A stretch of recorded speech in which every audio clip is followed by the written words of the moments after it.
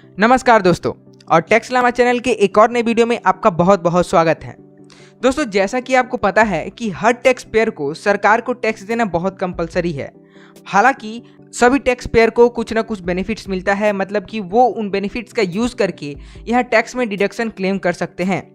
और इन्हीं में से एक बेनिफिट आता है दान और चंदा का, मतलब कि चैरिटी का। तो आज की वीडियो में हम इसी टॉपिक पर बात करने वाले हैं कि किस तरह से आप दान और चंदा का यूज करके अपने टैक्स डिडक्शन को क्लेम कर सकते हैं। और साथ ही हम सेक्शन 80G, 80GGA, 80GGC के तहत आने वाले सभी बेनिफिट्स का डिस्कशन भी करने वाले हैं इस वीडियो में। तो चलिए करते हैं शुरुआत और समझते हैं इन तीनों ही सेक्शन में किस किस तरह के आपको बेनिफिट्स देखने मिलते हैं जिनका यूज करके आप टैक्स डिडक्शन क्लेम कर सकते हैं। दोस्तों, तो शुरुआत करते हैं और सबसे पहले समझते हैं सेक्शन 80G को कि सेक्शन 80G में आपको क्या बेनिफिट्स देखने मिलता है। इनकम टैक्स के अंडर सेक्शन 80G के कुछ निश्चित रिलीफ फंड्स या चैरिटेबल संस्थानों को डोनेशन या दान देकर टैक्स में डिस्काउंट या डिडक्शन को क्लेम किया जा सकता है। और दोस्तों, बात करें कि इसका फायदा कौन कौन उठा सकता है, तो इसमें कोई भी इनकम टैक्स पेयर या कोई कंपनी या फिर कोई HUF या कोई भी NRI इसका फायदा उठा सकता है। और कोई भी अगर सेक्शन 80G के अंतर्गत दान देता है या चंदा देता है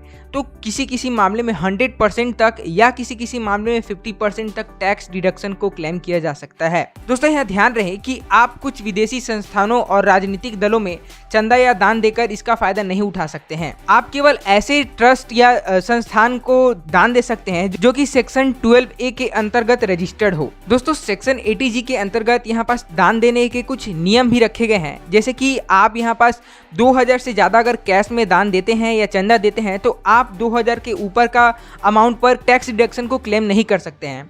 इसके अलावा अगर आप दान चेक या ड्राफ्ट में देते हैं तो आपका जितना अमाउंट यहाँ पास रहेगा उतने अमाउंट पर आपको टैक्स डिडक्शन का बेनिफिट देखने मिलता है, लेकिन कैश में केवल 2000 ही यह लिमिट रखा गया है। दोस्तों, इसके अलावा आप जिस भी संस्थान या ट्रस्ट में दान दे रहे हैं वो इनकम टैक्स 1961 के सेक्शन 12A के अंदर रजिस्टर्ड होना चाहिए। मतलब कि इनकम टैक्स ने कुछ संस्थानों की लिस्ट जारी भी की है। यहाँ इनकम टैक्स नियम 1961 सेक्शन 12A के अंतर्गत रजिस्टर्ड कुछ संस्थान या ट्रस्ट इस प्रकार से हैं, जैसे कि प्रधानमंत्री नेशनल रिलीफ फंड, इसके अलावा केंद्र सरकार का नेशनल डिफेंस फंड, उसके अलावा जिला साक्षरता समिति, और उसके अलावा यहाँ पास नेशनल कल्चरल फंड, और भी बहुत सारे यहाँ पास फंड्स है जो इस सेक्शन के अंडर आते हैं और जो 12A के अंदर रजिस्टर्ड हैं। दोस्तों, यहाँ ध्यान रहे कि यहाँ पास आप किसी भी ट्रस्ट को या संस्थान को दान देते हैं तो आप उनसे ये सारे डॉक्यूमेंट्स जरूर लें। मतलब कि अगर आप किसी ट्रस्ट में चैरिटी देते हैं तो वहां से आपको रिसिप्ट लेना जरूरी है, क्योंकि आप जब भी टैक्स क्लेम करेंगे तो आपको ये रिसिप्ट लगेगा। इसके अलावा जिस भी व्यक्ति को आपका दान दिया गया है उसका नाम होना चाहिए, उसका पैन कार्ड होना चाहिए, उसका पता होना चाहिए, और आपने जितना अमाउंट उसको दान दिया है वहां पास अमाउंट लिखा होना चाहिए। इसके अलावा यहाँ पास फॉर्म 58 होना चाहिए,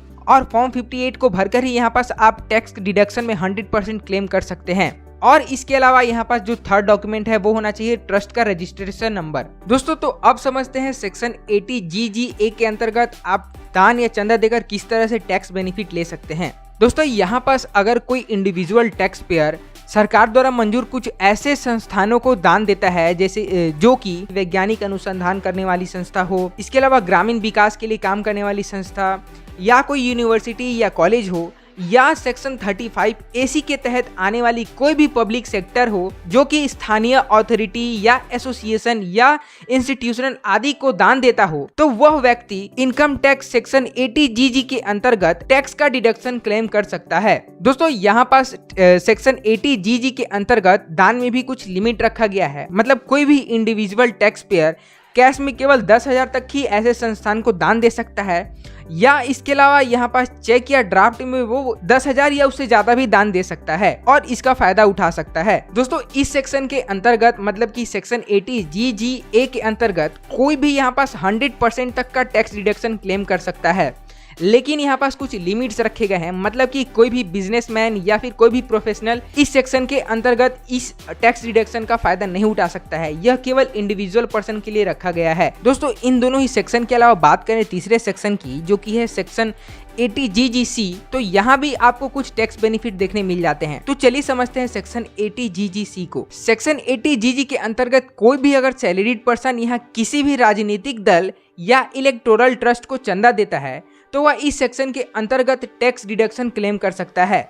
मगर यहाँ भी एक शर्त रखा गया है कि वह चंदा कैश में नहीं होना चाहिए। मतलब कि जिस तरह से पिछले 2 सेक्शन में हमने देखा कि कुछ हिस्सा हम यहाँ पास कैश में दे सकते हैं, यहाँ पास इस सेक्शन के अंतर्गत मतलब सेक्शन 80 GGC के अंतर्गत कोई भी अमाउंट यहाँ पास अगर हम कैश में देते हैं तो वो टैक्स डिडक्शन के अंतर्गत क्लेम नहीं होगा। यहाँ पास हम चंदा केवल चेक या फिर ड्राफ्ट के रूप में ही दे सकते हैं। दोस्तों यहाँ पास अगर हम किसी राजनीतिक दल को दान दे रहे हैं तो वह राजनीतिक दल representation of the people act 1951 के सेक्शन 29A के अंतर्गत रजिस्टर्ड सरकारी दल होना चाहिए। अगर यहाँ पास इस एक्ट के अंतर्गत वो रजिस्टर्ड सरकारी दल नहीं है तो और अगर हम उसको यहाँ पास दान देते हैं तो यहाँ पास हम किसी भी तरह का टैक्स डिडक्शन क्लेम नहीं कर सकते हैं।